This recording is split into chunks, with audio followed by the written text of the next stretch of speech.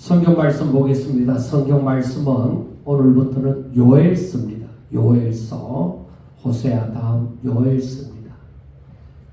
요엘서 1장 1절부터 마지막 20절까지 읽어드리겠습니다.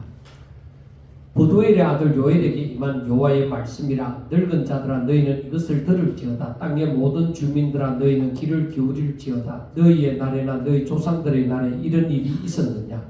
너희는 이 일을 너희 자녀에게 말하고 너희 자녀는 자기 자녀에게 말하고 그 자녀는 후세에 말할 것이니라. 팥중이가 남긴 것을 메뚜기가 먹고 메뚜기가 남긴 것을 너치가 먹고 너치가 남긴 것을 항충이 먹었도다. 취하는 자들아 너희는 깨어 울지어다. 포도주를 마시는 자들아 너희는 울지어다. 이는 담포도주가 너희 입에서 끊어졌음이니 다른 한 민족이 내 땅에 올라왔음이로다. 그들은 강하고 수가 많으며 그 이빨은 사자의 이빨 같고 그 어금니는 암사자의 어금니 같도다. 그들이 내 포도나무를 멸하며 내 무화과 나무를 긁어 말갛게 벗겨서 버리니 그 모든 가지가 하얗게 되었도다. 너희는 처녀가 어렸을 때 약혼한 남자로 말미암아 굵은 배로 동리고 애곡함같이 할지어다. 소재와 전제가 여호와의 성전에서 끊어졌고 여호와께 수종드는 제사장은 슬퍼하도다. 밭이 항무하고 토지가 마르니 곡식이 떨어지며 새 포도주가 말랐고 기름이 다하였도다. 농부들아 너희는 부끄러워할지어다. 포도원을 가꾸는 자들아 곡할지어다. 이는 밀과 보리 때문이라. 밭의 소산이 다 없어졌음이로다.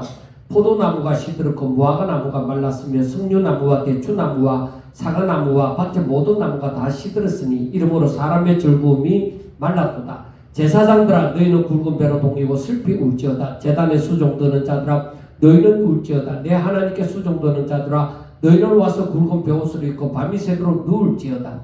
이런 소재와 전제를 너희 하나님의 성전에 드리지 못함이로다. 너희는 금식일을 정하고 성례를 소집하여 장로들과 이 땅의 모든 주민들을 너희 하나님 여호와의 성전으로 모으고 여호와께 부르짖을지어다. 슬프다 그날이여 여호와의 날이 가까웠나니 곧 멸망같이 전능자에게로부터 이르리로다.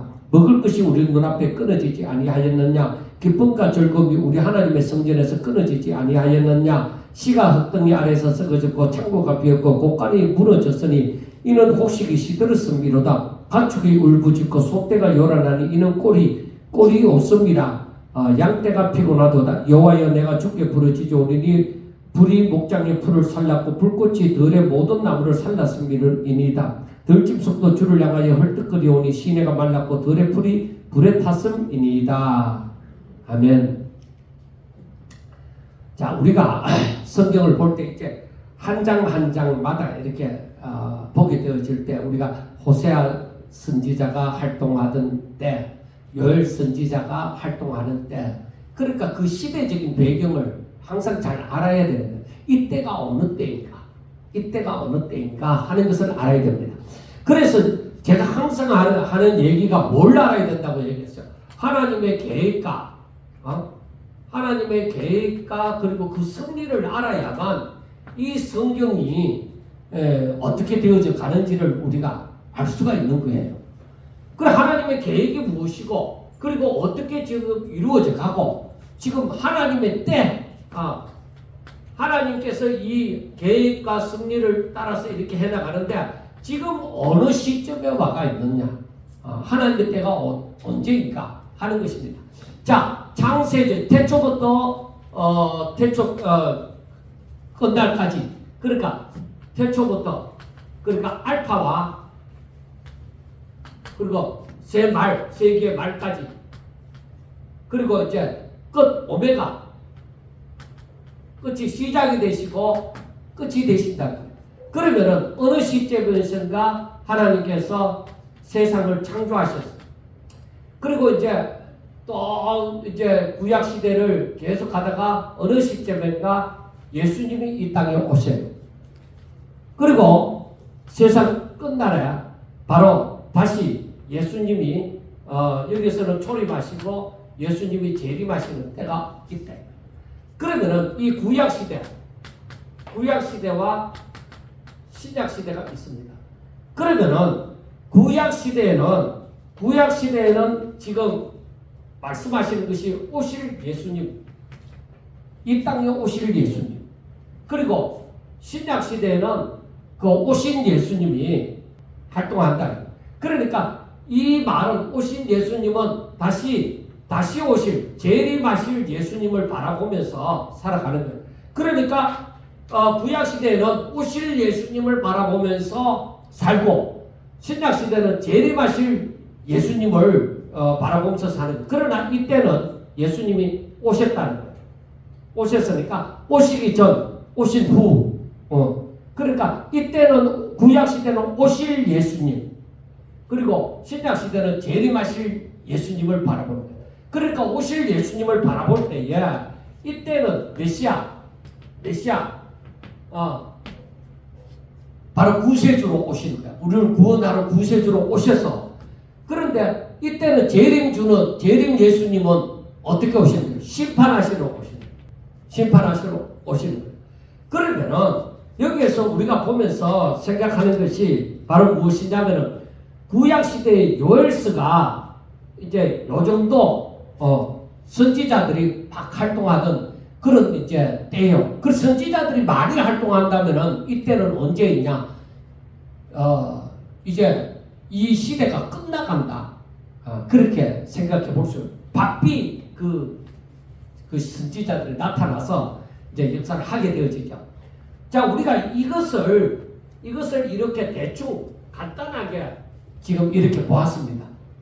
보아서 이때가 어느 때인가 하는 것이죠. 우리가 오늘 오전에 보았던 것은 예수님이 오셔서 바로 이 시점이죠. 오셔서 얼마 되지 않았을 때 이제 진짜 세례 요한이 죽고 예수님의 활동하는 시기 요 시점이죠. 그러면은 이 예수님이 재림하는 이 시기에 가려면은 예수님 당시부터 이 시기에 가려면은 바로 이 정도에서 예수님이 십자가에 못 박혀 죽고 다시 살아나시고 그리고 그것으로 말미암아 살아가는 오늘날 우리들. 그러면은 오늘날 우리들이 점점 세월이 가면 갈수록 예수님의 재림이 가까워져 간다는 것을 알 수가 있죠. 지금 말세의 징조들이 지금 일어나고 있으니까 가까워도 진짜 너무 가까웠다 하는 것을 우리가 알 수가 있어요. 그리고 또 하나의 징조는 우리가 알 수 있는 것이 세상에 일어나는 일이 어느 한 나라에 어느 한 지역에만 국한된 일이 아니고 지금은 전체 전 세계가 다 알고 다 똑같이 느끼는 어느 한 곳에 전쟁이 일어났다면 지금 전 세계에 영향을 미치잖아요. 그래 지금 예수님이 오시는 때에 어떻냐면은 어느 한 지역에 이렇게 오시는 것이 아니라 예수님의 초림 때처럼 어느 한 지역에만 오시는 것이 아니라 예수님이 오신다는 것을 이제는 전 세계가 알아가는 그러니까 예수님 초림 때는 생각지도 못한 일이죠. 그러나 이제는 뭐야? 예수님이 재림하실 때는 전 세계가 이걸 다 알게 되어지죠. 그러니까 세상이 이제는 글로벌 시대에 이러지만은 글로벌 시대가 너무 좋다 하고 이러지만은 그 너무 좋다 하고 느끼면서 또 생각해야 되는 것이 바로 예수님의 재림의 때가 가까웠구나. 세계는 하나이고 예수님은 한 분이시고 그리고 예수님 구세주는 한 분이시고 이걸 절대적으로 아는 거예요. 절대적으로 깨달아가는 거예요. 그런데 이 시점에 한류가 있잖아. 하나님이 우연히 안 믿는 사람은 우연히 있어요. 하나님 믿는 사람에게는 우연이 없어요. 큰 이유가 있다. 그런데 지금 어느 다른 강한 나라 강대국도 아니고 지금 자그마한 나라에 이 대한민국이라는 이 자그만 누구 말 따라 요만한 나라, 요만한 나라에 지금 말이라든지 문화가 지금 전 세계에 알려지는 거야. 왜 그러냐? 그런데 우리나라는 지금 살기가 점점 더 힘들어져 가고 있다. 왜 그럴까요? 그런데 지금 처음 일어나는 시점으로서는 뭐냐면은 한국 사람들이 국제 결혼을 많이 한다는 것도 우리가 생각해 보면서 이거 참 문제다. 제가 생각할 때는 문제다. 그 왜냐하면 특히 이슬람 쪽에 있는 나라의 여자들하고 결혼을 하면은 그 사람들은요 양보가 없어요. 무조건 그 이슬람인이 그 무슬림이 되어져야 돼요. 그러니까 저는 그게 우리나라에 자연스럽게 무슬림인이 우리나라에 들어와서 그 자기들 종교를 갖겠다는 게 아니라 우리나라 사람이 무슬림 여자들하고 결혼을 해서 자동적으로 무슬림인이 되는 거예요. 그러니까 이게 심각하다. 그러니까 지금 그것을 바라보면서도 생각하는 것이 지금 우리나라가 이렇게 신앙생활 하는데 이렇게 무슬림화 되어져 가는 것을 사탄이 노리는 거냐? 그거는 자그마한 것에 불과합니다. 저는 바라볼 때에 기독교 문화가 막 세계적으로 퍼졌다 이것도 아니고 K-팝이나 K-드라마나 음식이든지 K-뷰티든지 미용 쪽이든지 하여튼 우리나라 말을 세계 어느 곳에도 자그마한 나라에도 우리나라 말을 배우는 사람들이 엄청 많아요. 그리고 유창하게 하는 사람들 우리가 영어 배우려고 하면은 굉장히 어려운데 그 사람들은 드라마만 주야장창 재밌으니까 그걸 드라마만 보면서 한국말을 배웠다는 거예요. 그래서 저는 신기하게 그것이 자꾸 신기하고 저들이 관심이 어디에 있을까 이러면서 자꾸만 이제 유튜브도 그 한국말을 잘하는 그 사람들의 그 문화를 알기 위해서 그 사람들은 어떻게 해서 이렇게 변화가 되어지는가 하는 것을 보기 위해서도 유튜브를 때로는 자주 보기도 하는데 그런데 그 사람들이 한국 사람들에 대해서 알고 싶어서 한국으로 들어오는 사람들이 엄청 많은 거예요. 그래 한국에 들어와서는 한국에 또 눌러붙어 앉아서 사는 거야. 그럼 우리나라가 단일 민족이라 하는 것은 이제는 멀리 가버린 거죠. 그런데 지금 중요한 거는 저는 그것을 바라보면서 언젠가는 이 한류를 써먹을 때가 온다. 하나님의 뜻이 써먹을 때가 온다는 것이죠. 그걸 뭐냐고 생각했을 때에 저는 생각하기를 복음이 우리나라 사람이 그 나라 말 영어나 뭐 이런 거 잘 못해도 가갖고 무조건 복음을 전하고자 할 때 통역사를 돈 주고 쓰면 돼. 왜냐? 통역사들은 다른 일을 하는 것보다가 후진국가에는 돈을 좀 페이를 더 많이 주거든요. 그러니까 그 사람들이 통역사 한국말만 잘하면은 그 통역사를 써도 된다 이 말이에요. 그러니까 복음을 옛날보다는 쉽게 전할 수 있게 되어진다는 것이죠. 그래서 이것만 보더라도 다른 나라를 사용하지 아니하고 한국을 사용한 것에 대해서 너무 감사한 거죠.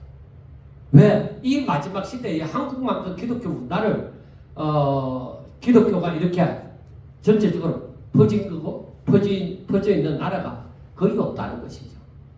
그런데 우리나라 이 기독교 우리가 같은 한국민으로서 생각해 볼 때 기독교 문화가 굉장히 왕성하냐? 아니에요. 지금 오히려 우리나라 기독교가 오히려 부패되어져 가는 그런 이 내리막을 걷는 그런 시점에 있어요. 그렇다 보면은 하나님께서 분명히 우리나라에서 어찌됐든 이 예루살렘에 사는 유대인들을 각 곳으로 흩어버리듯이 우리나라 사람을 흩어버리는 그런 일도 오지 않겠나. 그러면 우리나라에 어떤 일이 있다는 거예요? 힘들 때가 그냥 우리나라가 여기 살기 좋고 재밌게 살아갖고는 우리나라 사람이 거의 안 움직입니다. 살기 어려워야 움직입니다. 그래서 저는 믿음을 제대로 알지 못하고 신앙생활을 제대로 하지 못하면은 나중에 신앙생활을 하기 힘들겠구나.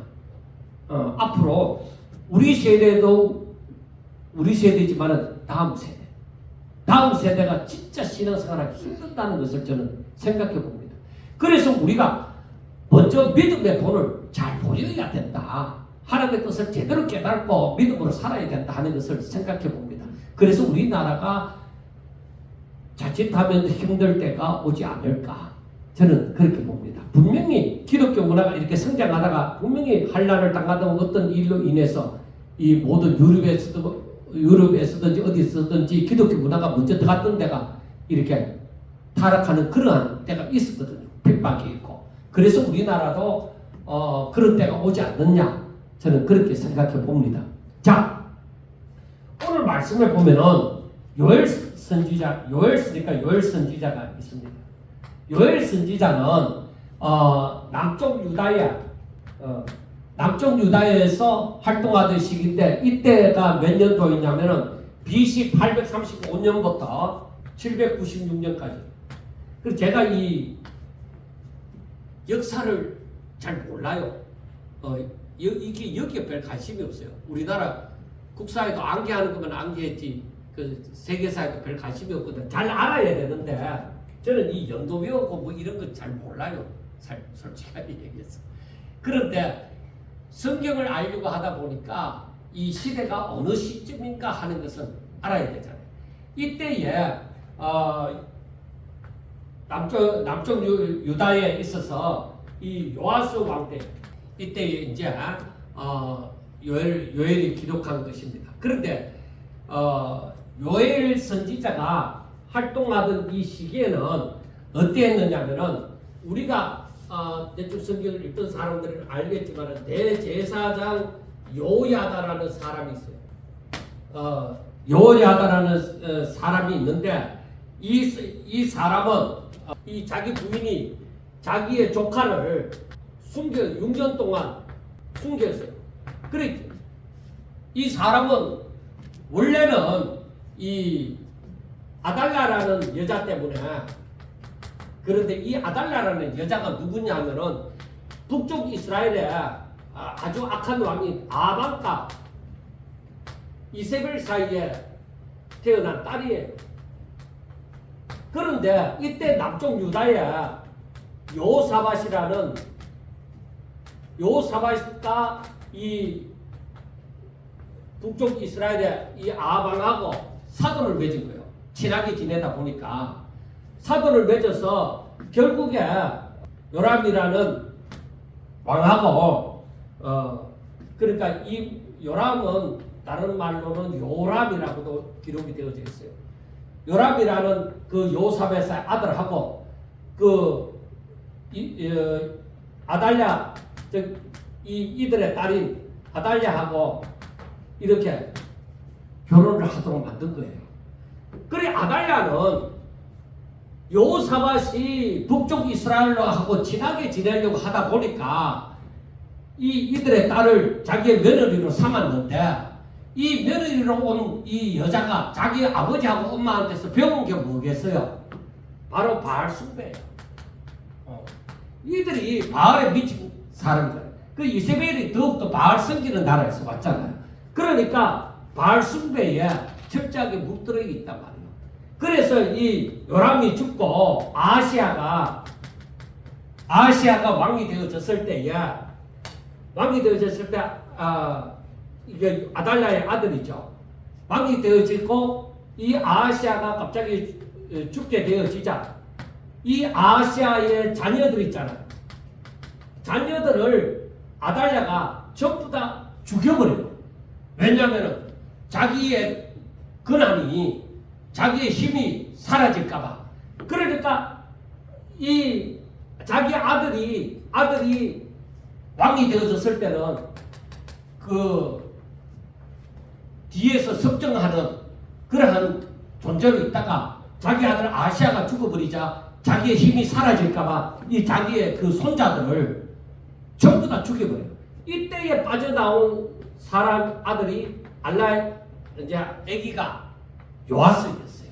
갓난 아기가 요아스인데 그 요아스를 이제 요야다의 부인이 6년 동안 요야다는 대제사장인데 그 6년 동안 성전 안에서 숨기고 자랐던 거예요.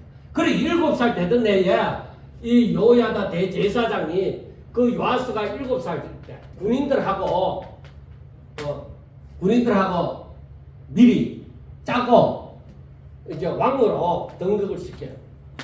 이때에 아달랴가 그러니까 아하시아가 자기 아들 이제 아달랴의 아들 아하시아가 죽고 나자 이 아달랴가 자기가 왕이 다른 자기 손자들을 다 죽여버리고 자기가 6년 동안이나 그 유다의 왕이 되어진 거예요. 그러니까 이 유다의 왕의 족보에 이 아달랴가 여자로서 왕이 되어진 거예요. 그러니까 다윗왕의 후손은 아니죠. 그 다윗의 후손은 아닌데 이 아달랴가 들어가 있는 거예요. 그러니까 우리가 이걸 보면서 생각하는 게, 이야, 이 사단의 역사가 무섭다. 예수님의 그 다윗의 후손으로 오시는 예수님의 족보를 건드리려고 했다는 거죠. 그러니까 아달랴가 6년 동안이나 왕으로서 지배를 했지만은 이 대제사장 요야다가 그 6년 동안 숨기고 7살 될 때에 요아스를 왕으로 등극시킨 거예요. 그래서 요아스가 이 요야다 대제사장이 살아있을 동안에 제일 먼저 한 것이 이제 성전을 이제 재건하고 그 다음에 이 바알 숭배 자체를 없애버리고 바알 선지자들을 제사장들을 죽여버리는 그러한 일이 일어났어요. 그리고 종교개혁을 했다는 것이죠. 그리고 이렇게 요아스가 요야다 제사장이 살아있을 동안에는 종교개혁을 일으키고 잘하는가 싶더니만은 요야다 제사장이 요야다가 죽고 나자 요아스가 변질된 거예요. 그러니까 이때에 종교개혁을 했지만은 사람들 속에는 뭐가 남아있느냐. 너무나도 오랫동안 요람 때부터 시작해서 너무나도 오랫동안 이 아달랴 시대까지 바알을 숭배하면서 살아왔잖아요. 그래 사람들에게는 알게 모르게 바알 숭배 사상이 남아있는 거예요. 남아있는데 그러니까 요야다가 요아스를 제사장으로 왕으로 등극시키고 난 다음에 왕과 함께 성전 수리를 하고 이 종교개혁을 이렇게 해서 바알 숭배 자체를 없애버리는데, 요야다가 죽고 나자, 제사장이 죽고 나자 요아스가 변질되어진 거예요. 그래서 다시 바알을 숭배하는 거예요. 백성들이 다시 바알을 숭배하는 거예요. 그래서 우리가 진심으로 내가 회개하는 것, 진심으로 하나님을 아는 것이 너무나도 중요하다는 것을 우리가 철저하게 깨닫게 되어집니다. 그 다음에 이 요야다의 아들 스가랴 선지자가 있는데, 이 스가랴가 이 요아스에 대해서 왕에 대해서 잘못된 것을 지적을 하게 되어집니다. 그때에 이 스가랴 선지자가 당시 이렇게 우상 숭배하고 변질되는 거 안 됩니다 할 때에 스가랴 선지자를 죽여버리는 거예요.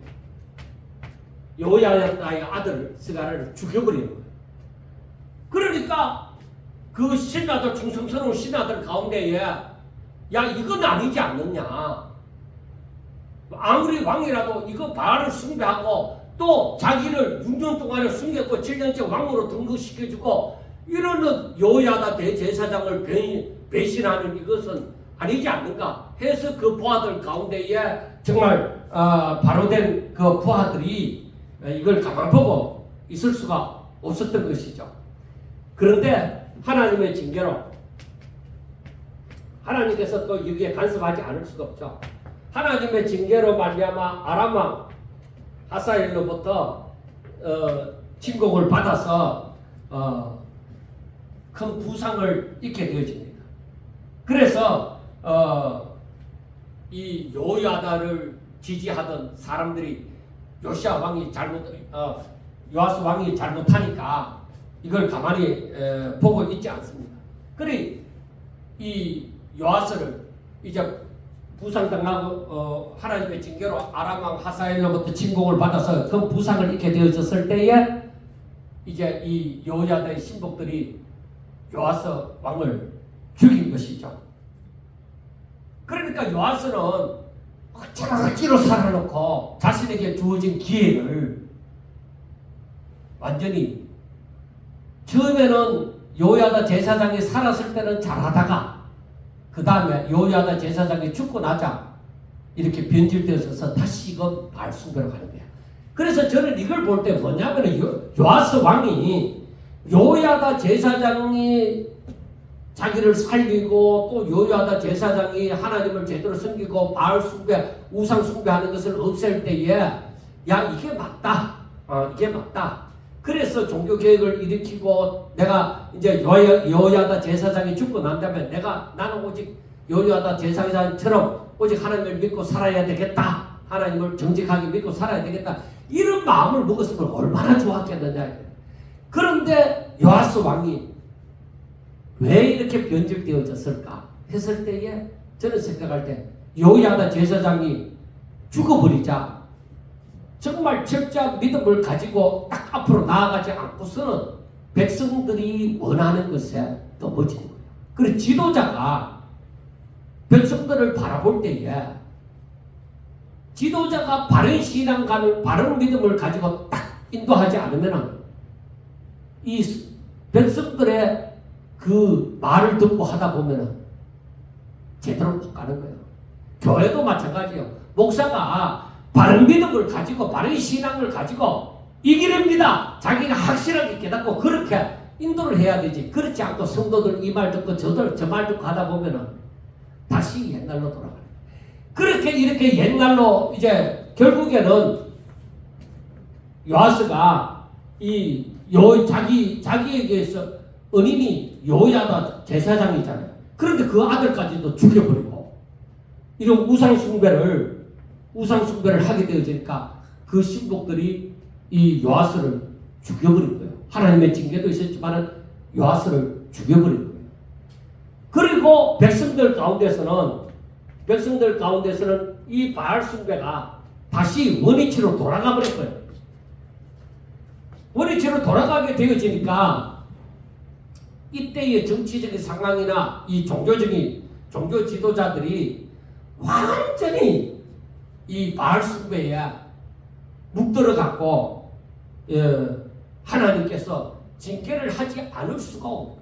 왜? 하나님의 백성들이 계속적으로 우상 숭배하는 꼴을 하나님 못 보는 거예요. 분명히 그때는 하나님의 징계가 있다. 여러분 성경을 보면서 그걸 봐요. 하나님의 백성이 계속적으로 우상 숭배에 빠져갖고 하나님을 찾지 아니하고 이렇게 될 때야 하나님의 징계가 있습니다. 그래서 오늘 본문에도 나오지만은 그래서 내린 게 무엇이냐? 메뚜기 재앙이에요. 그래 이 메뚜기 재앙이 우리가 여기에서 4절에서 보는 것처럼 팥죽이가 남긴 것을 메뚜기가 먹고 메뚜기가 남긴 것을 너치가 먹고 너치가 남긴 것을 항축이 먹었다. 그래 이 곤충들은 전부 다 메뚜기과에 이제 속하는 거예요. 그래 메뚜기가 싹 저들이 먹고 살 거 사람들 먹고 살 거 싹 썰어버린 거예요. 이게 바로 뭐예요? 하나님의 징계다. 자 여기에서 우리가 알아야 되는 것이 무엇인가? 우리가 이 하나님의 이 뜻을 온전히 깨닫지 못하면 신앙생활하면서 계속 갈등을 느끼는 거예요. 정확한 하나님의 뜻을 깨닫지 못하면. 그러나 우리가 성경을 보면서 이 뜻을 얼마든지 깨달을 수가 있어요. 자, 하나님이 제가 항상 말씀했지만 하나님이 사람들에게 원하시는 것. 하나님이 사람에게 원하시는 것이 뭐예요? 하나님께 영광 돌리라는 거예요. 나의 영광을 위하여 창조된 자를 보라. 그러잖아요. 하나님께 영광 돌리면서 사는 건데 하나님께 영광 돌리면서 사는 것이 어떤 것이라고 했어요? 하나님께서 주신 복 가운데서 하나님께서 주신 것 가운데서 최대한으로 기뻐하고 즐거워하면서 사는 거예요. 그러니까 이것은 한마디로 말해서 하나님 안에서 하나님께서는 사람을 만드실 때에 이 하나님께 영광 돌리라고 안식일을 허락하셨어요. 안식을 정하시고 그렇게 안식을 주시기를 원하셨다. 그래 그 안식은 하나님께서 주신 복, 하나님께서 저들에게 주신 것으로 말미암아 저들이 최대한 그 안에서 하나님과 함께 기뻐하고 하나님으로 즐거워하면서 살아가는 것. 그러니까 우리 사람들이 하나님께서 주신 복으로 이걸 마음껏 최대한으로 누리면서 살아가는 그것이 신앙생활이에요. 자, 그런데 사람들이 사단의 미혹으로 말미암아 사단의 미혹으로 말미암아서 자꾸만 하나님을 떠나는 것, 하나님의 말씀에서 하나님의 축복에서 떠나는 것. 사단의 미혹이 없었더라면 하나님의 말씀 가르침밖에 없었을 것이잖아요. 그런데 사단의 미혹은 계속적으로 사람들에게 다가와서 야, 내가 너희들에게 원하는 거 내가 그거 다 해줄게. 너희들이 이렇게 살는데 하면서 사람들이 하나님의 말씀에서 자꾸 떠나도록 만들어버리는 거예요. 왜 그러냐? 이 사람은 육신을 죄인으로서 육신을 가지고 있다 보니까 육신의 평화를 위하고 육신의 만족을 위해서 자꾸 살기를 원하는 거예요. 그래서 사람의 결국은 사람을 최대한으로 진정 만족을 위해서 살도록 하는 것이 아니라 어찌하든지 사람이 멸망 가운데로 끌고 가는 거예요. 그래서 사람이 아무리 원하고 아무리 노력해도 결국에는 뭐예요? 멸망이에요. 사람의 욕심이 어디까지 가요? 사람이 아니에요. 사람의 욕심은 사람 죽이고 자기를 배불리고 해봤자 만족이 없어요. 그러니까 이 사단의 미혹은 사람을 멸망시키는 거예요. 그래서 사람이 그런 사단의 미혹을 받아서 가면 안 되는데 사단은 계속적으로 하나님을 떠나도록. 왜? 하나님은 생명의 길로 인도한다. 생명의 길로 인도하는데 사단은 자꾸 멸망의 길로 인도하는 거예요. 그런데 사람이 생각할 때에 내가 하나님을 잘 알지 못하는 가운데서 생각할 때에 사단의 미혹이 그럴싸한 거예요. 그렇기 때문에 하나님을 믿으면서 자꾸 우상을 숭배하는 거예요.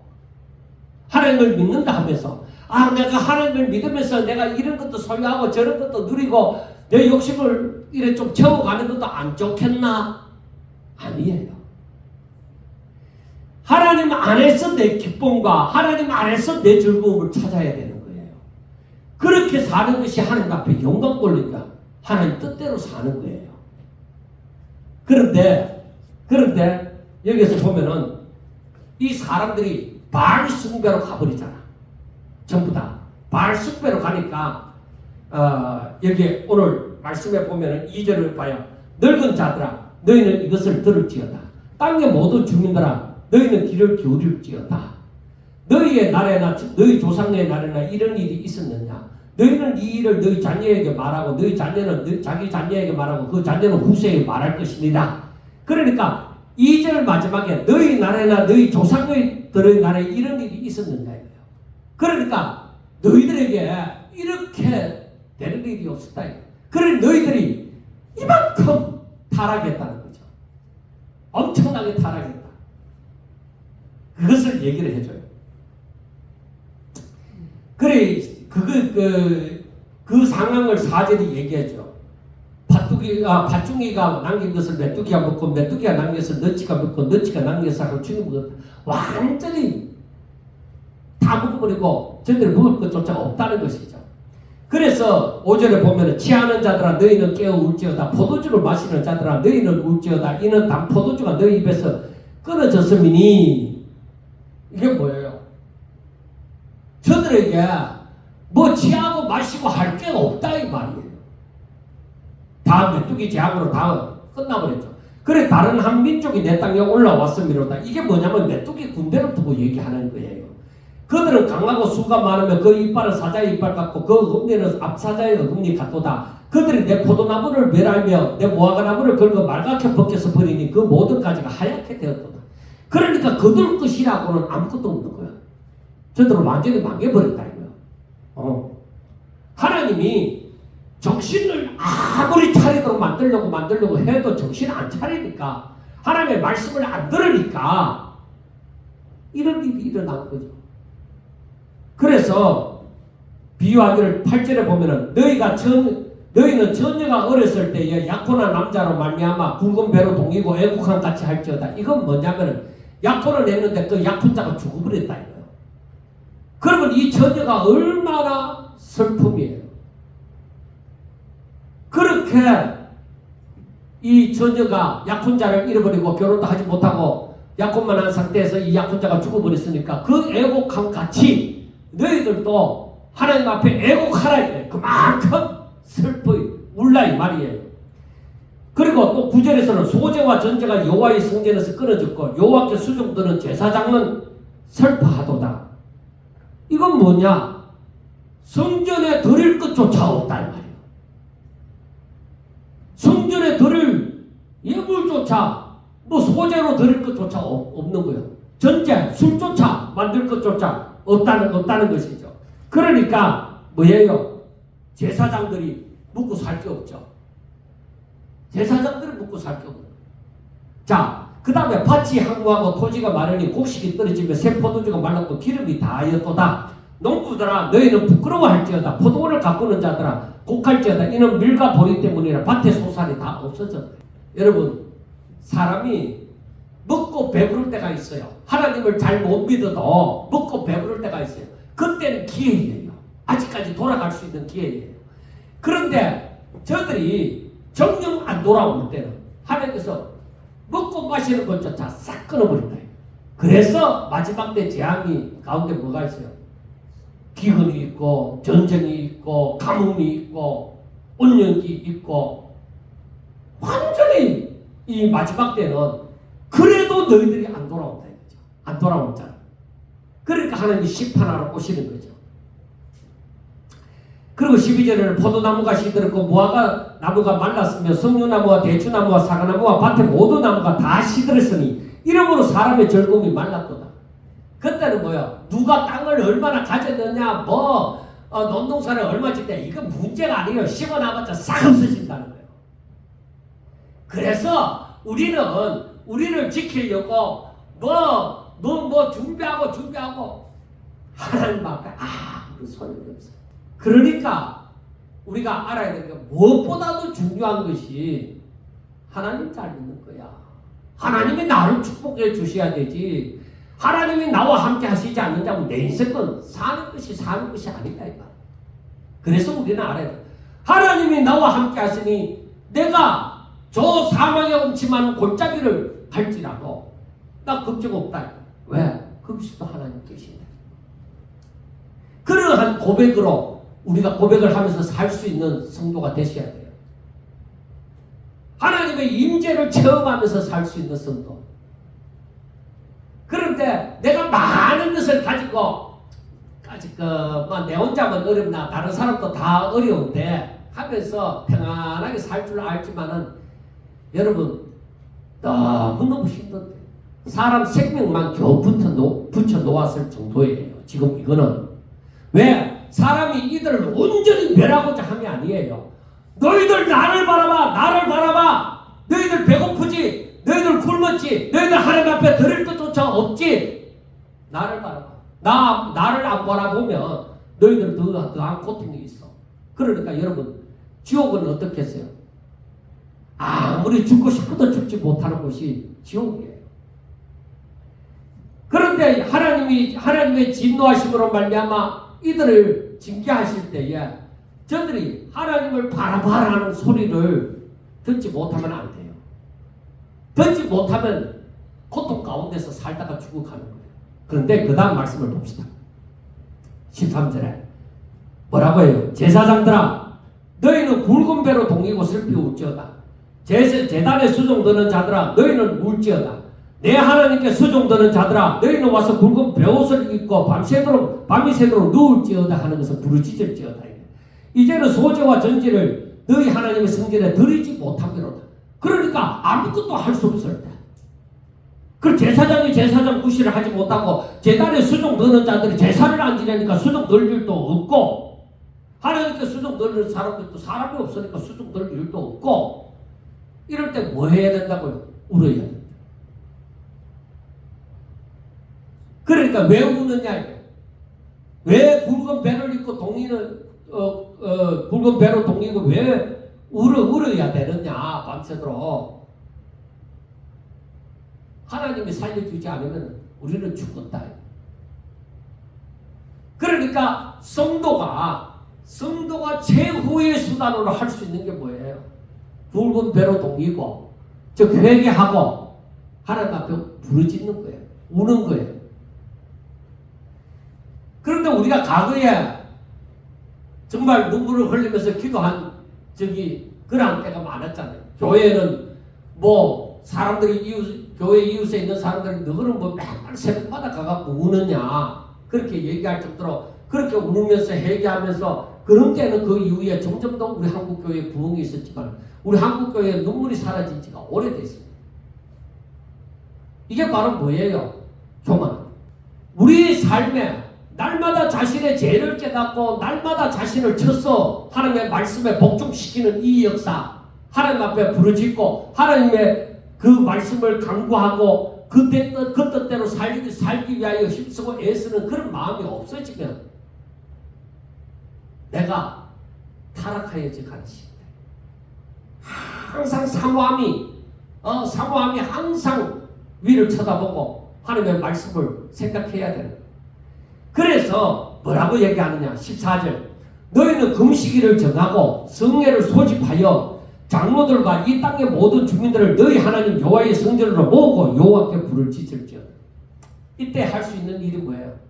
자, 금식일을 정하고 성례를 소집해라. 이때야 자, 전부 다 여러분 힘이 없으니까 전부 다 각자 집에서 뭐 살든지 죽든지 때를 기다리세요. 이게 아니에요. 왜? 우리가 하나님의 진노로 말미암아 다 죽을 지경이다. 이때 뭐요? 하나님께 대한 열심을 내야 돼. 하나님의 도우심을 구하라. 죽었다 하고 아이고 목사님 우리는 나는 막 완전히 망하고 이제 막 더 이상 희망도 없고 아이고 이제 하나님이 나를 버리셨는가 봐요. 아이고 이제 막 하나님이 버리셨는가 봐요. 이러면서 끝나는 인생 그런 말하는 사람이 목사든지 장로든지 권사든지 어떤 뭐 수십 년을 믿은 사람이든지 그런 말 하면 안 돼요. 그 사람은 하나님을 모르는 사람이에요. 오히려 이래 끝났다 싶을 때에 성례를 선포하는 거예요. 금식일을 정하고 성례를 선포하는 거예요. 그런 때 그러니까 이 좋은 날에는 금식할 이유가 없죠. 오히려 힘들고 어려울 때에 슬픈 날에 그때는 금식을 해야 되죠. 우리 교회도 금식 하작하고 이랬을 때가 저 이천 교회에 있을 때 그때 있는데 지금 여기 와서는 했는지 안 했는지도 제가 기억이 제가 혼자서는 저기 있는데 잘 모르겠는데 했어요. 오전금식. 그러니까 정말 우리가 마지막으로 할 수 있는 게 금식이잖아요. 아무것도 안 먹으니까. 그러니까 금식하면서 성례를 선포하고 그날이 거룩한 날로 선포하고 하나님 앞에 나아가는 날로 선포하고 부르짖어요. 성도가 할 수 있는 게 마지막에 할 수 있는 게 그거예요. 그러니까 정보의 의지 없어서 정보의 의지 없어서 제가 공예 석상에서 불러봤던 적이 오래된 것 같아요. 불렀던 적이 언제예요? 그때 이천교회에 있을 때 떠나서는 정보의 의지 없어서 거의 안 불렀을 것 같아요. 그래서 제가 이 요엘서를 이제 시작하면서 우리 마음을 다시 한번 돌아보고 다시 한번 부흥이 일어나야 되겠다. 그렇게 생각을 합니다. 그래서 금식일을 선포하고 성례를 소집해서 사람들을 성도들을 교회로 불러갖고 너희는 하나님 앞에 부르짖으라. 여러분 기억하세요. 언젠가 이렇게 금식일을 선포하고 우리가 언제 모여서 이렇게 하나님 앞에 기도합시다 할 때에 그때 모여야 돼요. 뭐 해보면 뭐하냐 그런 생각은 절대로 안 돼요. 그 다음 슬프다 그날이여 여호와의 날이 가까운 날이 곧 멸망같이 전능자에게로부터 이르리로다. 먹을 것이 우리 눈앞에 끊어지지 아니하였느냐. 기쁨과 즐거움이 우리 하나님의 성전에서 끊어지지 아니하였느냐. 씨가 흙등이 아래서 썩어졌고 창고가 비었고 곡간이 무너졌으니 이는 곡식이 시들었습니다. 가축이 울부짖고 소떼가 소란하니 이는 꼴이 없습니다. 양떼도 피곤하도다 하고. 그러니까 내 모든 환경이 즐거움, 기쁨과 즐거움을 노래할 때가 아니다. 여러분, 우리가 점점 더 이 종말을 향해서 가고 있는 시점에 혹시라도 우리가 따로 떨어져 있더라도 혹시라도 이런 일이 닥치거든 성전에서든지 집에서든지 그 시간을 정해놓고라도 금식도 하고 찬양도 하고 하나님 앞에 부르짖어야 돼. 그때는 진심으로 하나님 앞에 살려달라고 울어야 돼. 진심으로 하나님의 사랑을 내가 잊었으므로 하나님의 말씀을 내가 떠났으므로 정말로 진심으로 나오는 눈물, 억지로 막 눈물 짜내듯이 이게 아니라 정말로 그때 하나님의 사랑을 더욱더 느끼게 되면서 하나님이 날 사랑해 주지 않으면 나는 아무것도 할 수 없다는 고백을 하면서 그때는 울어야 되는 거예요. 자, 그다음 그러니까 완전히 바닥이 난 거죠. 짐승들도 먹을 것이 없는 정도가 되었어요. 자, 19절 20절 보세요. 우리 한번 다 같이 읽겠습니다. 19절 20절 시작. 여호와여 내가 주께 부르짖으오니 불이 목장의 불을 살랐고 불꽃이 들의 모든 나무를 살랐음이니이다. 들짐승도 주를 향하여 헐떡거리오니 시내가 다 말랐고 들의 불이 불에 탔음이니이다. 그러니까 내가 주께 부르짖는 이유가 나에게 희망이라고는 하나도 없다는 거예요. 여러분, 이런 날이 올 때까지 기다리다가 우리는 부르짖지 않고 기다려야 되겠습니까? 아니면 이런 날이 오기 전에 이 세상의 모든 돌아가는 이 역사를 바라보면서 이때가 어느 때인가 하는 것을 깨닫고 우리는 하나님 앞에 부르짖어야 되겠습니까? 오기 전에 할 줄 아는 그런 지혜로운 성도가 되셔야 되는 거예요. 때를 제가 처음에 얘기했잖아요. 때를 알아야 된다. 이때는 하나님의 말씀을 더욱더 깨닫고 정신 차려. 이 마지막 때는 어떻게 하랬죠? 정신 차려 깨어 근신하라고 했잖아요. 더욱더 하나님의 말씀을 부여잡고 믿음으로 살려고. 어려워도 여러분 믿음으로 살려가세요. 하나님 이 어려운 때인 줄 알고 하나님께서 우리들에게 명하시는 그 말씀대로 살다가 망하는 사람은 없습니다. 설사 인간이 볼 때 망했다 싶어도 내가 더 힘들다 싶어도 절대 힘든 거 아니에요. 하나님은 그 가운데 계십니다. 어찌 아느냐? 성경이 그렇게 얘기하고 있는 거예요. 그 사람이 지혜가 있는 자들이에요. 그래서 잠언서를 우리가 가만히 보면서 아는 게 지혜로운 자가 누구냐? 하나님의 말씀을 읽고 듣는 자고 순종하는 자들. 그래서 거듭 하나님의 말씀을 사모하셔야 돼요. 그래서 제가 이 수요일날 이 영상 찍는 것도 제가 생각하는 것이 앞으로 성경을 언젠가는 묵상하는 것을 그 실시간으로 묵상하는 것을 그대로 어떻게 묵상하는지를 그걸 실시간으로 한번 영상으로 다시 찍고 싶은 그런 마음이 갑자기 며칠 전부터 생겼는데 여러분 하나님의 말씀이 내게 임한다는 거 그건 생명이 임하는 거예요. 내 영혼이 사는 거예요. 그런데 여러분 오늘날에는 이게 지도자들에게서부터 잠들어 있어요.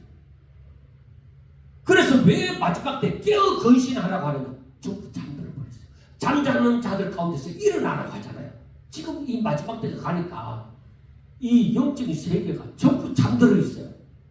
지도자들도 잠들고 성도들도 잠들어가요. 여러분 이때야 깨어나서 새벽을 깨우는 자들이 되어지고 정말로 우리의 삶에서 깨어서 하나님의 십자가의 군병답게 살아가는 저와 여러분들이 되셔서 시대에 선지자가 되고 제사장이 될 수 있는 저와 여러분들이 꼭 될 수 있기를 주의 이름으로 축원합니다. 기도드리겠습니다. 하나님 아버지, 이 시대가 바로 열시가 말하는 회개해야 되는 날인 줄 압니다. 하나님 앞에 부르짖어야 되는 날인 줄 압니다.